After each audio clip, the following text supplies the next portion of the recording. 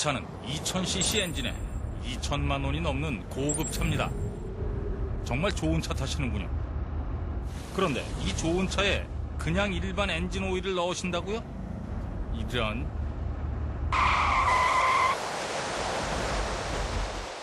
차값이 얼만데? 차값을 생각하면 지크 XQ. 그래, XQ야.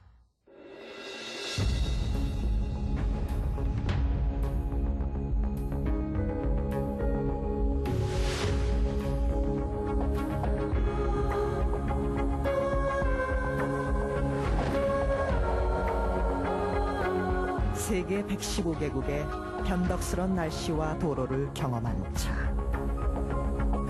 역시 UEF 소나타.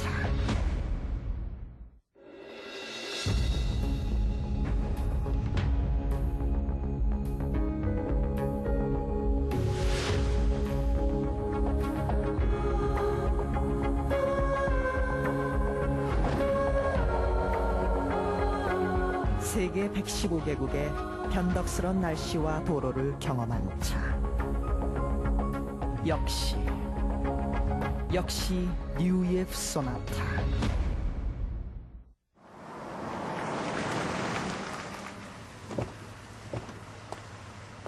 당신을 예측하기엔 당신은 너무 앞서갑니다. 당신을 감탄합니다. 어피러스.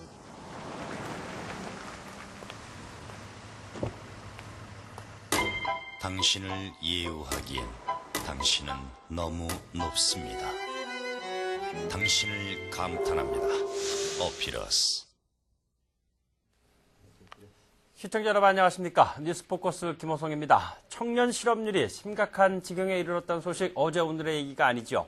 정부가 사안의 시급성을 알고 대책을 마련을 했습니다. 어떤 내용인지 취재기자와 함께 자세한 내용 알아보도록 하겠습니다. 먼저 뉴스 브리핑 보시겠습니다. 오늘 환율이 폭락하며 1달러당 1,151.2원을 기록해 34개월 만에 최저치를 기록했습니다.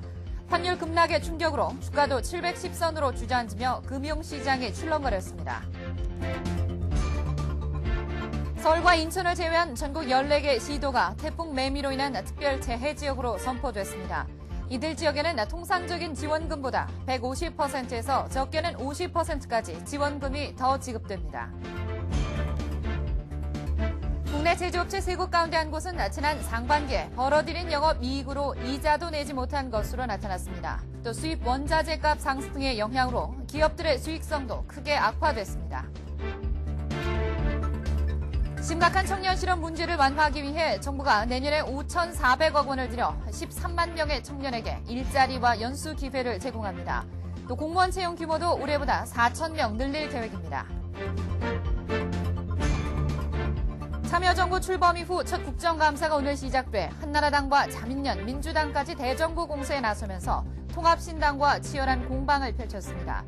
윤도콩 교육인적자원부 장관은 국감에서 판교 신도시에 학원단지를 조성하려는 건설교통부 계획에 반대 입장을 밝혔습니다.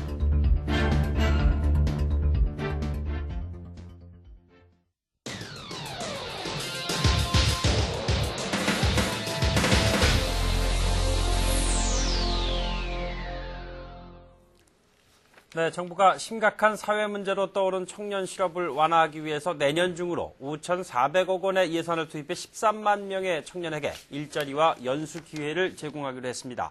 이와 함께 청년 실업에 대한 보다 근본적인 대책으로 산학 협력을 강화하고 기업이 필요로 하는 인력 양성을 위해서 대학 교육 과정을 탄력적으로 조정하기로 했습니다. 어떤 내용들이 또 추가로 있는지 사회부 박상남 기자와 함께 오늘 나온 정부 청년 실업 대책의 주요 내용에 대해서 알아보도록 하죠. 자, 안녕하십니까? 네. 자, 오늘 정부의 청년 실업 대책이 발표가 됐는데 전반적인 내용을 좀 먼저 설명을 해주실까요? 예, 지금 일단 이번 청년 실업 대책이 나오게 된 배경을 한번 살펴봐야 되겠는데요. 현재 어느 정도 청년 실업이 심각한지를 한번 잠깐 수치로 좀 말씀을 드리겠습니다. 그럴까요? 지난 IMF 경제위기 직후인 지난 98년의 경우에 청년 실업률이 한 12%까지 치솟은 적이 있었습니다. 하지만 그 뒤로 경제가 이제 안정을 되찾으면서 청년 실업률도 계속 하락했죠. 그래서 지난해 8월엔 6%까지 떨어졌습니다. 하지만 그 뒤로 다시 상승세로 돌아서서 7 내지 8%대를 이제 오르내리다가 지난달엔 청년 실업률이 6.9%를 기록한 상태입니다. 예.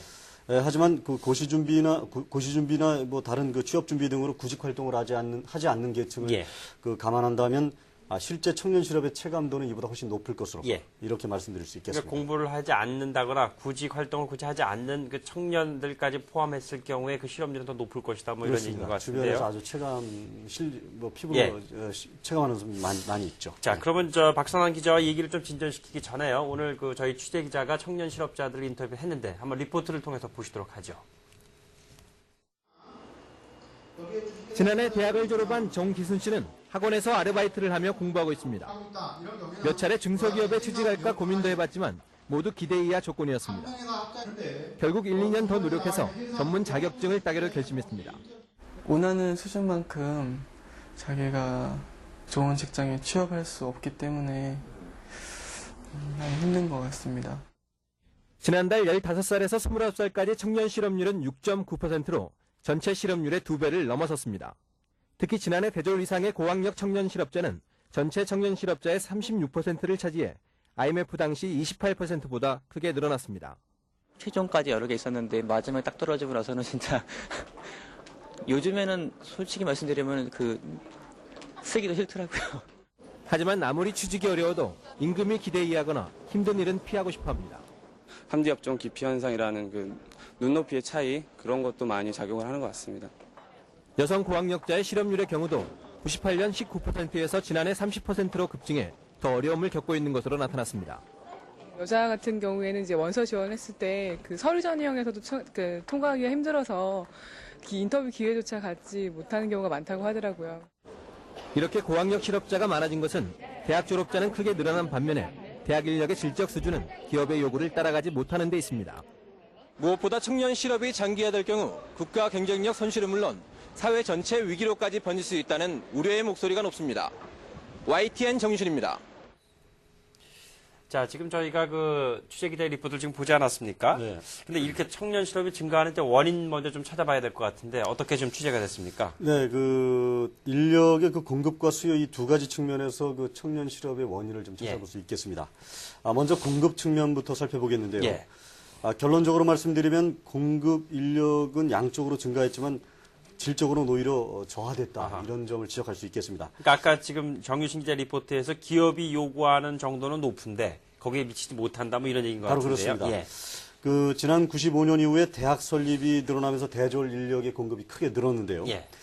실제로 대학 진학률이 지난 85년의 경우에는 59%였는데 올해는 90%를 넘었습니다. 예. 인문계 고등학교를 대상으로 한 조사 결과였는데요.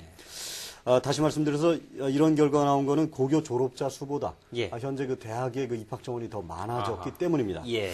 하지만 대졸 인력의 질적 수준이 기업의 요구를 충족시키지 못하는 게 가장 큰 문제입니다. 이 때문에 이공계 졸업생 가운데 이공대 전공학과 졸업생 가운데 한 40 내지 50%가 현재 일자리를 구하지 못하고 있지만 정작 산업 현장에서는 필요한 기술 인력이 부족하다고 상당히 어려움을 호소하고 있습니다. 이게 굉장히 참 아이러니한 일이에요. 한 졸업생 가운데 반 정도, 많게는 반 정도가 일자리를 구입하지 못하고 있는데 현장에서는 기술 인력이 부족하다 이런 얘기인데. 네, 그렇습니다. 이 원인이 있는데요. 이렇게 된 데는 다른 요인도 있겠습니다만은 산업 현장의 인력 수요 변화에 대응해서 탄력적으로 학과별 정원을 조정한다든가 또는 교과 과정을 개편하는 등의 어떤 그런 후속 조치가 뒤따라야 되는데 이게 참 상당히 그 부분이 따라지지 못했다. 또 여기에다 대학 졸업생들이 자기 능력과는 관계없이 소위 사회적으로 괜찮다는 일자리에만 가겠다는 그런 고집을 유지하면서 눈높이를 낮추지 않은 것도 원인이라 할 수 있겠습니다. 또한 여기다 고학력 요즘은 이제 여성들도 상당히 고학력화되지 않았습니까? 여성들의 사회 진출 요구는 높아진 데 비해서 취업 기회는 상당히 부족해졌습니다. 오히려 그래서 청년 실업률을 높이는 원인이 됐고요. 지금까지 살펴본 거는 인력의 공급 측면에서 살펴봤고요. 수요 측면, 다시 말해서 기업 쪽의 입장에서도 한번 살펴볼 필요가 있습니다. 청년 실업의 원인을요. 우선 IMF 이후에 주요 기업들이 지속적인 구조조정을 통해서 일자리를 상당히 줄이고 있습니다. 여기에다 신입사원보다는 데려다가 당장 쓸 수 있는 경력직 채용을 선호하고 있는 것도 청년 실업을 부추기는 원인입니다. 실제로 작년의 경우에 우리나라 기업 전체 채용 인원의 82%가 경력직 직원이었고요. 예. 그러니까 신입사원은 불과 18%에 불과했습니다. 그러니까 10명을 뽑았다면 2명만이 예. 신입사원이었다 이렇게 그렇군요. 말씀드렸습니다.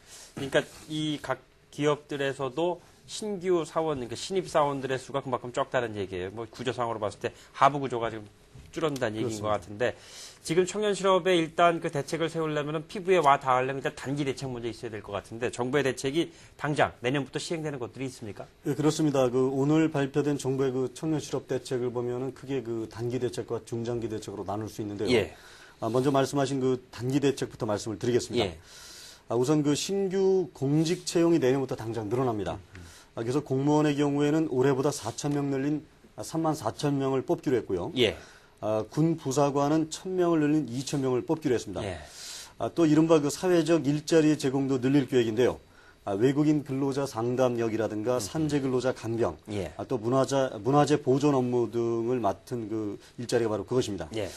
그리고 내년부터는 기업체 입사 시험에서 일정 연령 이상에게는 응시 자격을 주지 않는 그런 예. 관행도 금지하도록 한다는 게 정부의 방침입니다. 예. 또 여기에다 국내 인턴 활성화도 단기 대책의 하나인데요. 현재 기업들이 인턴 사원을 채용할 경우에 정부로부터 최장 6개월까지 매월 일정액의 지원금을 받게 되고 있습니다. 받고 예. 있습니다. 하지만 대상 기업이 지금까지는 한 300인 미만 기업으로 한정돼 있었는데 예, 예. 내년부터는 이를 한 1,000명 미만 사업장을 확대해서 대상 기업을 늘린다는 얘기입니다. 그리고 인턴 한 사람당 매월 매월 한 사람 인턴 직원을 한 명 고용했을 때마다 받는 지원금이 매월 지급이 되는데요. 예. 월 한 50만 원이 지금까지 지급이 됐습니다만은 앞으로 10만 원을 올려서 한 60만 원을 올린다 이런 계획입니다. 예, 예. 이 밖에 한국판 평화봉사단을 파견한다든가 또 해외 인턴이나 연수 확대 등도 내년부터 시행되는 단기 대책에 포함되어 있습니다. 예. 정부는 이런 단기 대책에 내년 중에 5,400억 원을 쏟아볼 계획인데요. 예. 이렇게 되면 약 한 13만 명의 청년들에게 예. 일자리라든가 또는 연수기회 등을 제공할 수 있을 것으로 이렇게 예. 내다보고 있습니다. 지금 13만 명의 청년들에게 일자리를 제공한다. 이런 얘기를 일단 들어보면 굉장히 많게 느껴지긴 합니다만 전체적인 청년 실업률을 해소하는데 어느 정도의 영향을 준다고 봐야 되나요? 어디까지나 단기 대책이기 때문에 급한 불을 끄는 성격이다 이렇게 말씀드릴 수 있겠습니다. 예. 그러니까 근본적인 대책까지는 아주 좀 어려울 것 같은데 그러기 위해서 중장기 대책이 이제 또 준비되는 것 같은데 그렇습니다. 어떤 것들이 있습니까? 청년 실업에 대한 중장기 대책은 현재 지금의 청년 실업이라는 것이 경제 성장이 상당히 둔화되고 있고 예. 또 인력 수급이 일치하지 않기 때문에 발생하는 구조적인 문제다 이렇게 이제 인식을 하고 있습니다. 예. 그래서 이런 방향에서 어떤 해결책을 도출하고 있는데요. 다시 말씀드려서 아까도 말씀드렸습니다만은 정부 예산을 쏟아붓는 식의 단기적인 대책으로는 예. 해결될 것이 아니고요. 근본적인 부분에 대한 변화를 꾀해야 한다는 그런 인식입니다. 예. 우선 투자 확대를 통해서 성장 잠재력을 확충하고 그 결과로 일자리가 지속적으로 창출되도록 한다는 것이 골자입니다. 예. 구체적인 방안으로는 10대 차세대 성장 동력 산업을 선정해서 육성하는 것이라든가, 예. 그리고 과다한 수도권 규제의 완화 등 투자 제약 요인을 해소하는 것 등을 추진하고 있습니다. 예. 이와 함께 주 5일 근무제 도입에 따른 일자리 나누기, 그리고 문화, 레저, 관광 산업 등 고용 창출 효과가 큰 서비스 산업의 활성화 방안도 추진됩니다. 그러니까 우리의 사회의 어떤 5일제 근무라든가 이런 게 바뀌는 거에 발맞추는 그러한 내용이군요. 그렇습니다. 주 5일제 근무 도입에 따라서 실제로 이제 토요일 근무가 이제 대체로 이제 쉬는 그렇죠. 날이 되는데요. 하지만 기업체 입장에서는 토요일을 일을 시켜야 되는 경우가 많이 생길 그렇죠. 겁니다. 예. 하지만 정부에서는 그렇게 토요일 일을 해야 되는 수요 인력은 가능한 한 신규 채용을 통해서 임시직 일자리라든가 이런 식으로 좀 충당해 주기를 이제 바라는 것이고요. 예. 그다음에 주 5일제 도입으로 아시겠습니다만은 이제 주말이 금요일 저녁 그렇죠. 때부터가 이제 주말이 되지 않습니까? 그러니까 매주 한 이틀 정도의 휴가가 생기게 쉬는 날이 생기게 되면 아무래도 관광이라든가 레저 산업이 아무래도 좀 지금보다는 더 성장하지 않겠느냐. 거기서 이제 추가적인 수요 인력 고용 창출이 일어날 것이다. 이렇게 이제 보고 있죠. 그리고 여기에다가 이제 또 중요한 부분이 하나 있는데요.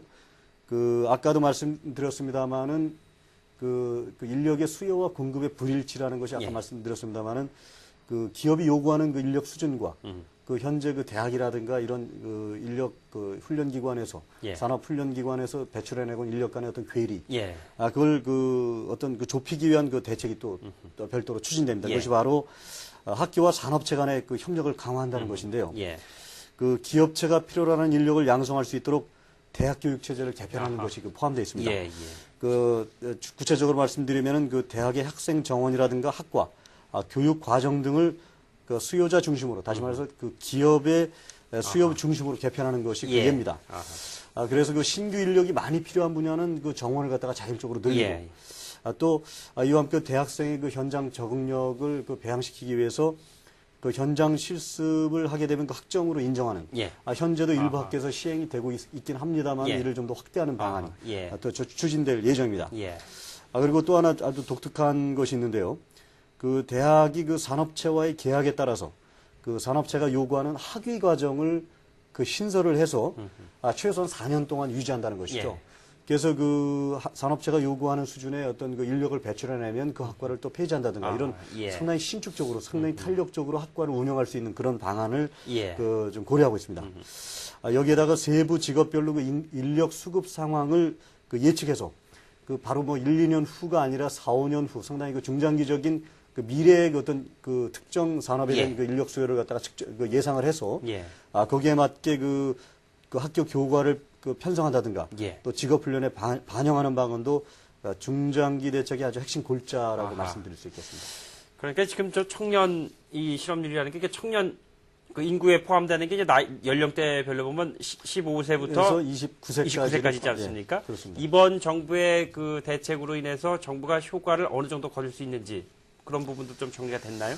예, 앞서도 말씀을 드렸습니다만은 그 단기 대책을 통해서는 어느 정도 그 청년 실업률을 낮출 수 있을 것으로 기대하고 있습니다. 예. 하지만 그 근본적인 대책은 아니고요. 예. 일단 그 여기에다 그 단기적인 대책 이후에 그 3, 4년 정도 지나면은 청년 인구가 감소하게 되어 있습니다. 아하. 예, 예. 그렇게 되면은 그 경제 정책의 이제 효과를 좀 어느 정도 그 효과가 가시화되고요. 예. 이렇게 되면 그 청년 인구의 그 고용 여건이 지금보다 훨씬 좋아지지 않겠느냐. 그 청년 인구가 감소할 것이라고 제가 말씀드렸습니다만은 예. 그 통계청 자료를 보면은 그 청년 인구가요. 지금 15세에서 29세까지를 청년 인구로 제가 잡고 있는데 올해 같은 경우 1,119만 명입니다. 네. 그런데 지금 그 감소 추세에 있기 때문에 2007년엔 1,059만 명으로 한 60만 명이 그 줄도록 그렇게 되어 있습니다. 예. 그래서 그 고용 여건이 좋아진다는 것이고요. 여기에다 그 우리 경제 그 성장 잠재력이 확충되면서 연간 한 5 내지 7%대의 성장세를 보이게 되면 매년 한 30만에서 40만 개의 새로운 일자리가 창출될 것으로 예상되고 있습니다. 그렇군요. 여기다 그 산학 협력이 잘 돼서 그 산업 수요에 맞는 인력이 양성되면 또 기업들이 지금 경력직 위주로 주로 채용하고 있지 않습니까? 그렇죠. 이런 경향도 상당히 완화될 것으로 기대하고 있습니다. 예. 하지만 그 지금 말씀드린 이러한 그 효과, 그러니까 기대라든가 예상치는 어디까지나 그 청년 실업 대책이 차질 없이 추진될 경우를 상정한 것입니다. 예. 또 경제 성장률 목표치를 아까 5 내지 7%로 제가 잡았습니다만은 예. 이것도 결국 그 국내 그 정부의 어떤 정책적인 수단으로 예. 꼭 달성될 수 있다 이렇게 보장할 수 있는 것이 아니죠. 예. 여기다 그 대내적으로 우리나라 같은 경우 그 경제 그 대외 의존도가 아주 높지 예. 않습니까? 이렇게 다 보니까 그 예상치 못하는 그 악재를 만나게 될 경우에는 그 청년 실업 대책 효과가 그 기대 이상이 될 수도 있지만 또 예. 기대 이하가 될 수도 있다는 것이죠. 그래서 그렇군요. 하지만 제가 그 취재기자 입장에서 이제 말씀드리고 싶은 거는 이번 정부 대책이 상당히 그 포괄적이고요. 그 단기 대책과 아울러서 그 청년 실업 문제의 근본 원인에 대한 어떤 그 근본적인 처방을 시도하고 있기 때문에 예. 그 아무래도 좀 더 좀 시간을 두고 아하. 지켜볼 만하지 않을까 이렇게 예. 생각합니다. 예. 그 일반적으로 그 대학을 졸업하면은 취직은 그렇게 별로 어렵지 않았었던 그러한 시절의 이야기는 벌써 옛날 이야기가 된 거는 분명해 보입니다. 청년 실업률에 대한 정부의 대책이 얼마만큼 가시적인 효과를 거둘 수가 있을지 이런 부분에 대해서는 추가적인 출연을 통해서 설명드리도록 하겠습니다. 박상남 기자였습니다. 고맙습니다.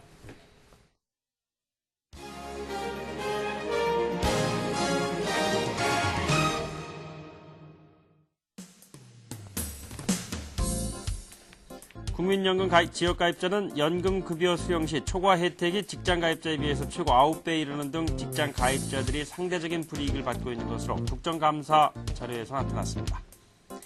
지난해 국내 법인의 접대비 지출액은 4조 7,434억 원으로 지난 2년 사이 60% 늘었으며 특히 유흥업소와 골프장에서 사용된 접대비는 1조 9,513억 원을 기록해 2년 전에 비해 80%나 증가한 것으로 역시 국세청 국정감사 제출 자료에서 나타났습니다. 지난 3년 동안 네티즌이 가장 많이 검색한 법률 관련 용어는 1,376건의 검색을 기록한 이혼인 것으로 법률 세무 정보 검색 사이트인 노마켓의 조회 기록 분석 결과 나타났습니다. 검찰의 수사 미진이나 법리 오해, 증거 판단 잘못 등으로 법원에서 무죄 선고를 받은 것으로 분석된 사건이 올 상반기에만 242건을 기록했으며 이같이 검찰 과실로 인한 무죄 판결이 99년 이후 감소세를 보이다가 다시 증가세로 돌아섰다고 서울고검과 지검에 대한 국정감사에서 조순영 의원이 밝혔습니다.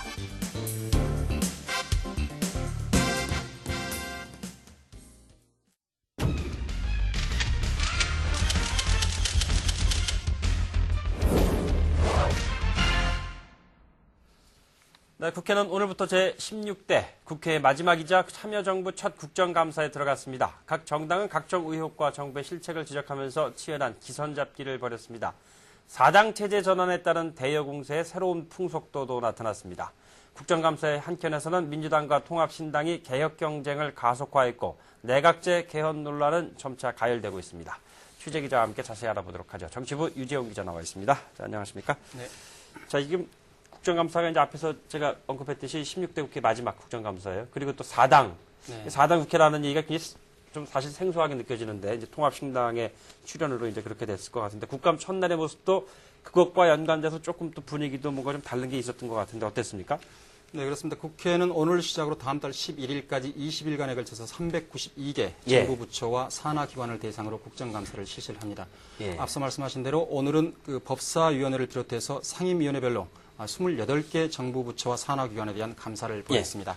오늘 국감에서는 노무현 대통령 주변 인사들에 대한 그 비리 의혹과 관련된 증인 채택 문제, 그리고 굿모닝시티 의혹 사건, 그리고 참여정부의 실정, 그리고 태풍 피해, 이라크 추가 파병 문제 등을 둘러싸고 정부를 상대로 질의와 추궁이 이어졌습니다. 지금 유 기자께서 열거한 것만 보더라도 정말 엄청나게 큰 제목들이에요. 이렇게 봤을 때.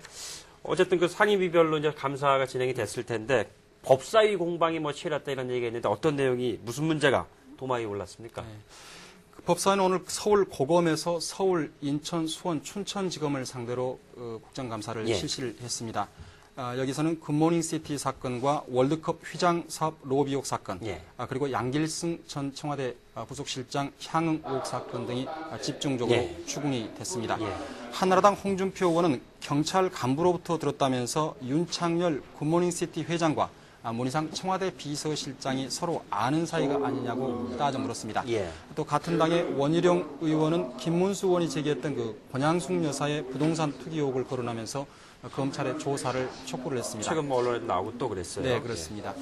또 민주당의 함승희 의원과 한나라당 신규철 의원은 그 검찰이 현 정권과 이른바 코드를 맞춰가면서 부담스러운 정치인들은 의도적으로 축소 은폐하고 은폐 수사하고 국민의 정부 정권 인사들만 집중 수사하는 것은 정치권 재편을 뒤에서 촉발하고 있는 것이 아니냐면서 이른바 검찰의 신당 띄우기 의혹을 제기를 했습니다.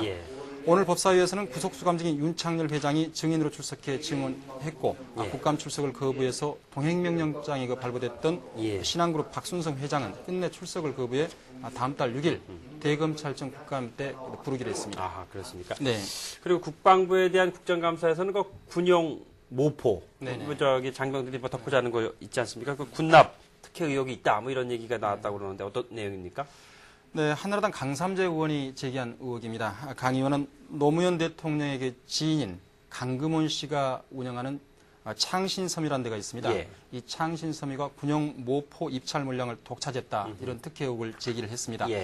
강 의원은 창신섬이가 지난 2001년 6억 8천만 원어치의 군용 모포 전량, 그리고 지난해에는 28억 원어치의 군용 모포를 낙찰받은 데 이어서 올해도 20억 원어치의 물량을 모두 단독 낙찰받았다. 이렇게 의혹을 제기했습니다. 또 오늘 국감에서는 이라크 파병 문제와 관련해서 여야 의원들이 미국 정부가 우리 정부에 요청한 군 병력의 정확한 전투병의 규모가 얼마나 되느냐 이런 문제에서부터 최근 정부 내에서 이 문제를 둘러싸고 찬반 양론이 불거졌는데 그 진실은 뭐냐 이런 것을 집중적으로 따지게 됐습니다. 그리고 정무위원회에서는 지금 노 대통령 그 주변 인사들에 대한 증인 채택 문제를 놓고 뭐 서로 옥신각신했다면서요? 네, 그렇습니다. 그 정무위는 오늘 국무조정실과 총리 비서실에 대해서 국감을 실시했습니다. 그렇지만 노무현 대통령의 주변 의혹과 관련돼서 형인 검평 씨와 측근인 안희정 씨 그리고 강금원 씨 등을 증인으로 채택할 것인가를 놓고 실랑이가 벌어지면서 제 시간보다 늦게 그 국감이 실시되는 등 진통을 거듭을 했습니다. 한나라당 이재창 위원장이 3당 교섭단체 간사 간에 원만히 그 합의된 내용이라면서 이러한 증인 채택권을 상정하려 했습니다. 이렇게 되자 이해찬 의원 등 통합신당 의원들이 강력히 반발하고 나섰습니다. 결국 이 문제는 간사들 간의 그 회의도 거치고 했습니다만 결론이 나지 않았습니다. 그래서 결국은 표결에 붙여졌습니다. 정무위에서 지금까지 증인 채택을 놓고 표결이 붙여지기는 좀 그렇게 드문 일입니다. 그런데 이 표결에서 한나라당 의원 전원과 민주당에서는 그 조재환 의원이 찬성을 하면서 가결이 됐습니다. 그랬습니까? 네. 그리고 또 한 가지 궁금했던 점은 뭐 지난번 정부 523 부동산 대책 이후에 9월에도 다시 이제 그 대책으로 나온 게 판교 신도시를 만들어서 많은 학원들을 유치해서 강남에 집값 올리는 걸 잡겠다 뭐 이런 대책도 나오고 그랬는데 정작 오늘 국감 현장에서는 건설교통부가 교육인적 자원부와 협의도 없이 판교 신도시 학원도시 계획안을 뭐 만들었다 뭐 이런 얘기를 해가지고서는 말이 많았던 것 같은데 어떤 내용이었습니까? 네, 말씀하신 대로 윤덕홍 교육부총리는 오늘 그 국정감사 답변을 통해서 실무진이 판교 신도시 내에 학교 설치 계획 등을 건교부와 협의는 했지만은 학원단지 얘기는 전혀 없었다 이렇게 말을 했습니다. 특히 건교부의 학원단지안은 신문을 보고서 알았다 이런 극단적인 답변까지 했습니다.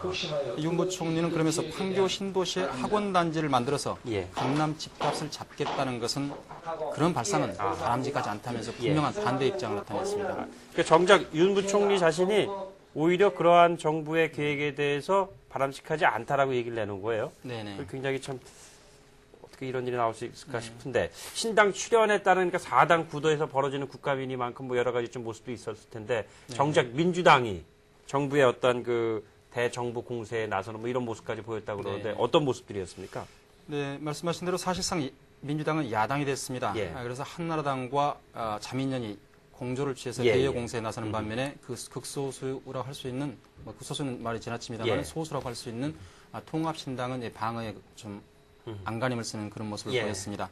앞서 설명드린 내용들과 일부 중첩되는 내용들이 있습니다. 부분이 있습니다만은 직접 그 현장 기자의 리포트로 살펴볼까 합니다. 그럴까요? 김태진 기자의 리포트를 보시겠습니다. 오는 29일 열리는 금융감독위원회 국정감사 증인 채택을 둘러싸고 총리실에 대한 정무위원회의 국정감사는 2시간 넘게 파행을 거듭했습니다. 한나라당 의원들이 노 대통령의 친형인 검평 씨와 측근인 안희정 씨가 증인으로 필요하다고 주장했기 때문입니다. 결국 표결이 결정됐고 한나라당 의원들과 민주당 조재한 의원이 찬성의 표를 던졌습니다. 반면 통합신당 이해찬, 김부겸 의원 등은 반대표를 던져 참여정부를 감쌌습니다. 가결되었음을 선포합니다. 이번에는 당정협의와 관련한 총리 훈령을 놓고 민주당 박주선 의원이 문제를 제기했습니다. 여당을 민주당으로 명기하지 않고 대통령이 속한 정당으로 한 것은 결국 정권 출범 때부터 신당을 기획했다는 겁니다. 여당이라 하면 대통령을 만들어줬던 서천년 민주당이다 이렇게 하면 될 텐데 왜 대통령이 몸담고 있는 당이 여당이라고 그렇게 규정을 바꿔서 했느냐 이 말이에요. 제가 알기에는 바로 말씀드린 대로 그 잦은 당명 변경에 따른 그걸 피하기 위해서 그렇게 아니 잦은 당명을 변경할지 안 할지를 어떻게 훈령 제정한 사람들이 알아요. 서천년 민주당 누가 당명 바꾼다고 그럽니까? 법사위에서는 검찰 수사와 신당 출범의 연관성이 쟁점으로 떠올랐습니다. 민주당 함승희 의원은 검찰이 국민의 정부와 인연이 있는 의원들만 집중 수사해 통합신당으로 옮기겠다는 말이 있다며 검찰의 신당 띄우기 의혹을 제기했습니다. DJ 정권과 깊은 관련이 있었다고 보여지는 의원들만 속관해서 집중 수사하고 그들의 이름을 언론에 흘리면서 정치권의 재편을 뒤에서 은연중에 촉발하고 있다. 여기에 환경노동위원회와 행정자치위원회는 민주당에서 통합신당으로 떠난 상임위 간사 선임 문제로 국정감사가 지연되거나 중단되기도 했습니다. 결국 4당 구도로 바뀐 뒤 맞은 이번 국정감사는 한나라당과 자민련은 물론 민주당까지 대정부 공세에 가세하면서 정치적 여당을 자임하는 통합신당이 수적 열세를 어떻게 극복할 수 있을지가 또 다른 관심거리로 대두되고 있습니다. YTN 김태진입니다. 네, 그 정치에는 흔히들 정치에는 영원한 적도 동지도 없다 이런 말들을 합니다. 달라진 권력구도 흐름을 한눈에 볼 수 있는 그런 현상이 아니었을까 생각이 듭니다. 저도 느낌을 가졌습니다만 지금 정대철 대표의 사태로 이제 박상천 최고위원이 일단 대표직을 승계하지 않았습니까? 이거는 어떻게 되는 겁니까? 지난번 선거 때에 차 득표를 했기 때문에 그렇게 되는 건가요? 지난번 전당대회에서 경선을 했는데요.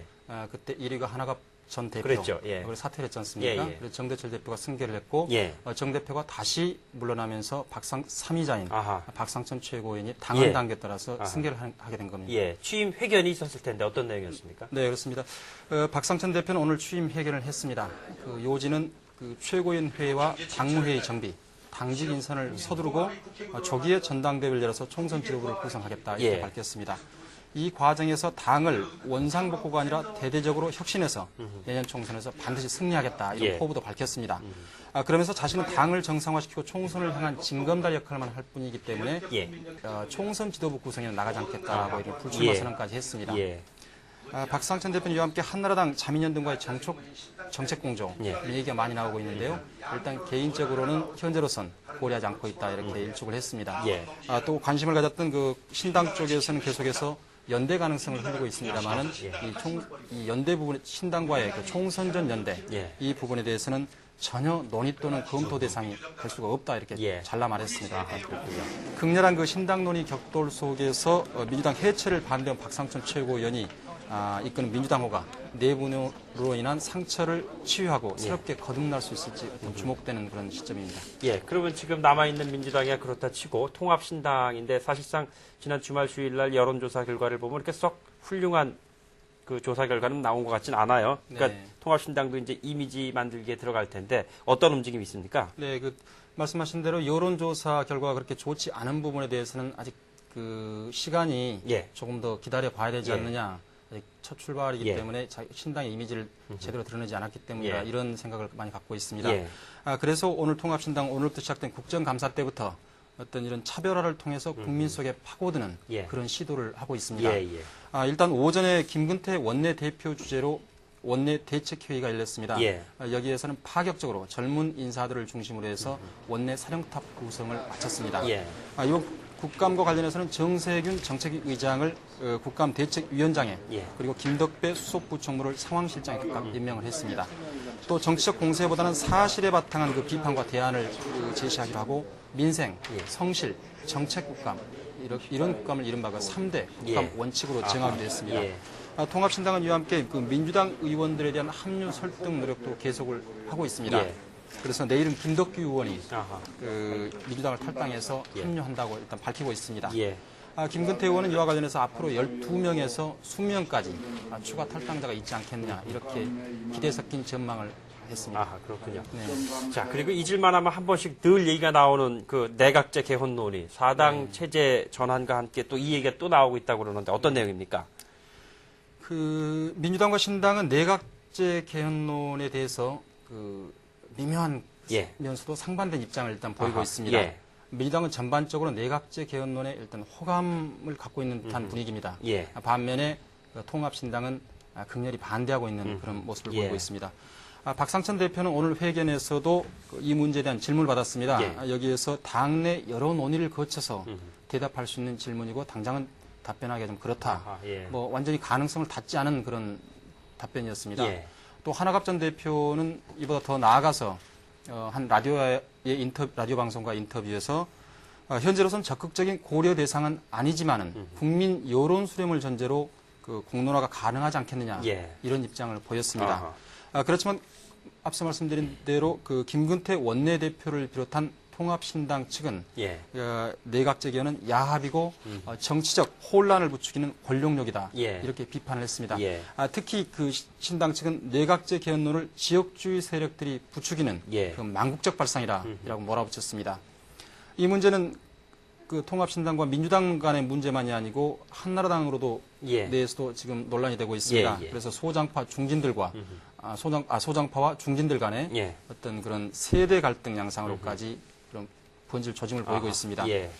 오늘 그 남경필, 오세훈 의원 등은 내각제 개헌론은 결국 낡은 정치로 인식되고 신당에만 이득이 될 것이다. 따라서 그 반대해야 된다. 이런 입장을 분명히 한 반면에 신경식, 그 김용균 의원 등 중진들은 대통령제가 온갖 폐해를 갖고 있는데 이런 것들을 막을 수 있는 그 대안으로서 한번 공론화시켜볼 필요가 있지 않느냐 이런 입장을 지금 보이고 있습니다. 아하, 그렇군요. 네.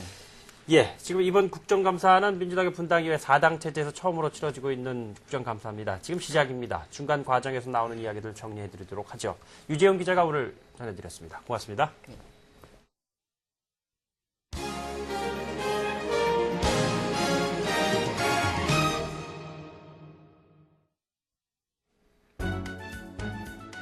포커스 월드입니다. 지난달 폭탄 테러를 당했던 이라크 바그다드 유엔 본부 부근에서 다시 강력한 폭발이 일어나 적어도 미군 1명이 숨지고 10여 명이 다친 것으로 알려졌습니다. 미국의 유명한 관광 명소인 그랜드 캐년에서 관광 헬리콥터가 추락해 7명이 숨졌습니다.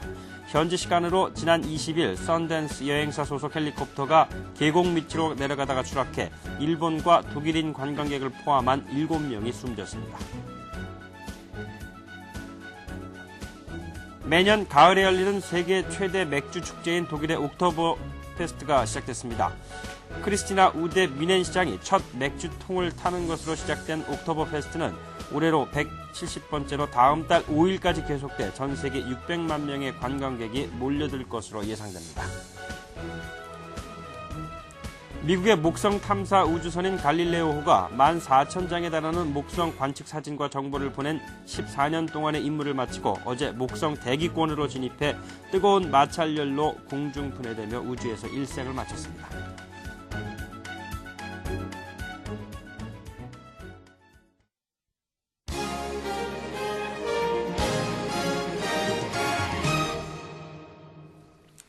네, 오늘 자세한 뉴스는 보내드리지 못했습니다만 밤 11시 프라임 뉴스에서 보내드리도록 하죠. 김선희 앵커를 연결해 보겠습니다. 김선희 앵커. 네, 김선희입니다. 네, 전해주실까요?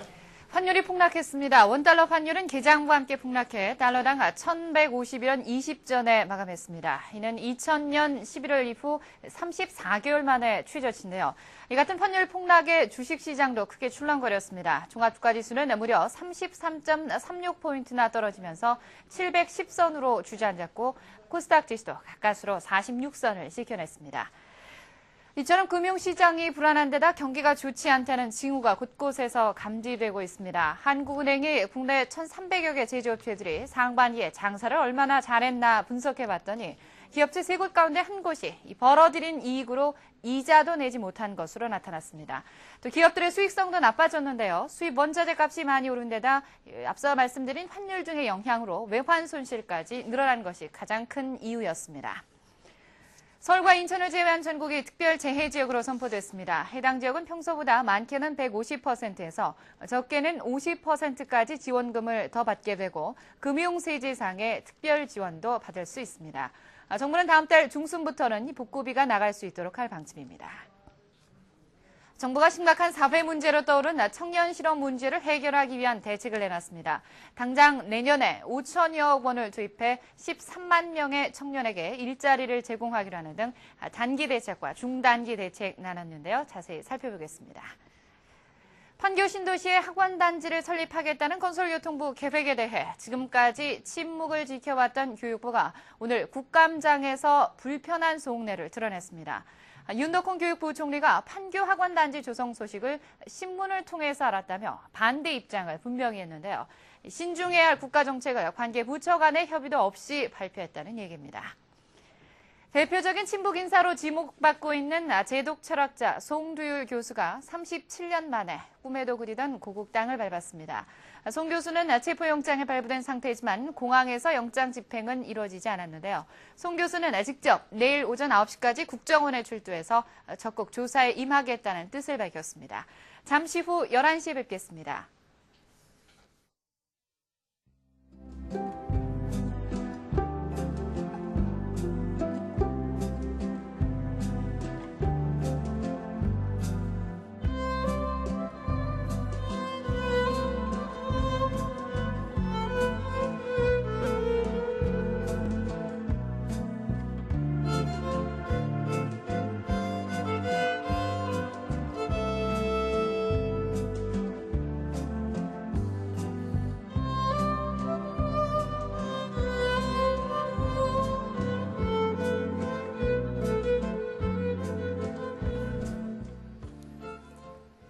네, 얼마 전 결혼은 미친 짓이다라는 자극적인 제목의 영화가 있었죠. 그런데 정말 이 같은 제목에 고개를 끄덕이는 분들이 많은 것 같습니다. 한 법률정보 검색 사이트에서 네티즌이 가장 많이 조회한 법률 관련 용어를 알아보니까 바로 이혼이라는 단어였습니다. 아까도 잠시 얘기를 해드렸죠. 지난 3년 동안 1,376만여 건의 검색어 조회수 가운데 이혼이 1위였다는 것입니다. 일전에 서울시내 한 구청 호적계에 근무하는 창구 직원이 이런 말을 하더군요. 놀랍게도 혼인신고보다 이혼 신고 접수가 더 많이 들어오는 날이 있다는 얘기였습니다. 혹시 지금 컴퓨터 앞에 계십니까? 어떤 단어를 검색하고 계시는지요? 내일 뵙겠습니다.